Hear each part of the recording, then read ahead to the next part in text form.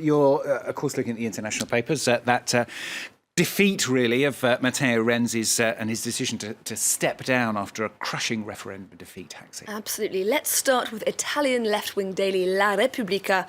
They, like the majority of Italian papers today, are leading with a photo of Sunday night's announcement that Renzi is indeed stepping down. The no vote won, reads the headline, and then a quote from Renzi: "I lost. It's my chair that got the chop." Now, this is a reference to one of the major proposed constitutional reforms that Renzi was trying to get approved with this referendum.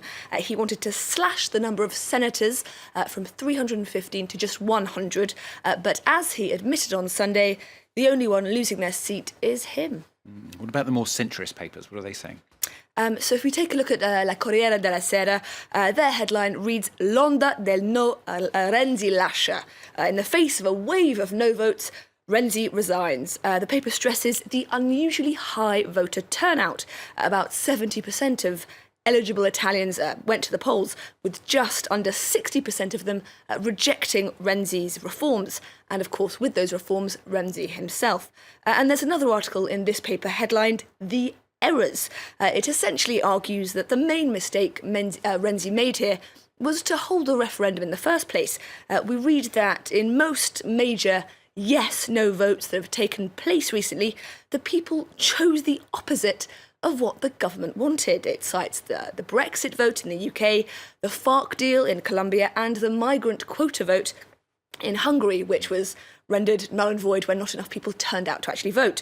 So we read here that Renzi overestimated his popularity and underestimated, crucially, the allure of non-traditional parties. Now, you have found a piece, haven't you, in the British left-wing paper, The Guardian. Now, this piece is actually arguing that those non-traditional parties, that's the far-right Northern League and the Five Star Party, they might not do quite as well out of the result as some people are predicting. It's an interesting piece.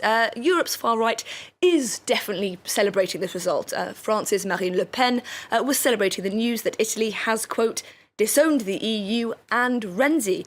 But this Guardian piece argues that those who voted no weren't necessarily voting for the far right. Renzi, we read, was sufficiently unpopular, even in his own party, to explain the result of the vote.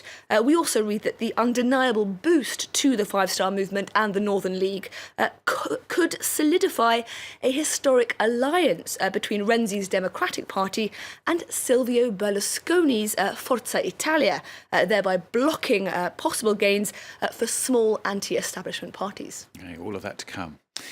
Now, Haxi has also found a vote with a very different outcome, of course. This is Austria's presidential election. The far-right Norbert Hofer defeated by the centre-left candidate Alexander van der Bellen. Absolutely. So Austrians reject populist, reads the headline in this article in the Wall Street Journal. The paper says that the election of pro-European van der Bellen bucks the trend of recent nationalist electoral successes in the West. The 72-year-old's win is described here as a victory for European integration and liberal internationalism in a year in which populism seems to have swept across Europe and the USA.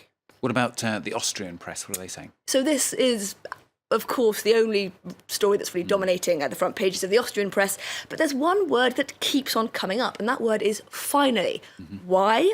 Because this election result was a long time in the making. Van der Bellen finally triumphs, reads this piece in Die Presse. This vote was supposed to have been finalised in May, let's not forget. But after 2 rounds of voting, accusations of electoral mismanagement rendered Van der Bellen's narrow win void. So, yes, a general sense of relief that this vote has finally come to an end. And British centre-right paper The Times has an interesting theory as to why Van der Bellen won by a more comfortable margin this time round. We read that in the days leading up to the vote, Austria's new president was warning voters that a vote for his rival could result in an Oxit. That's Austria leaving the EU. So it's possible that the chaos of Brexit served as something of a warning. And as for the American reaction, the New York Times is calling the result the anti-Trump effect. We read that Austria seems to disprove the idea that Donald Trump's victory accelerated a broader public acceptance of broader populist forces.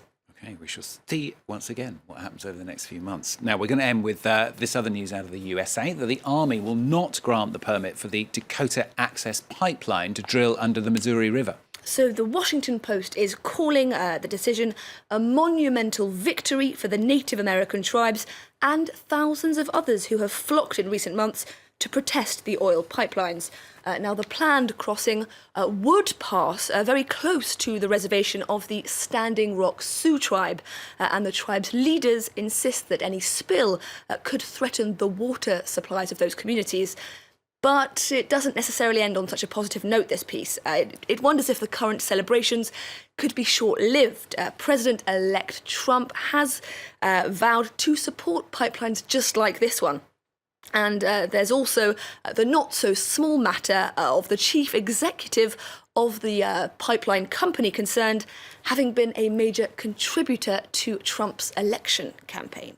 Another one to wait and watch over the next few months. Haxie, thank you very much. Haxie and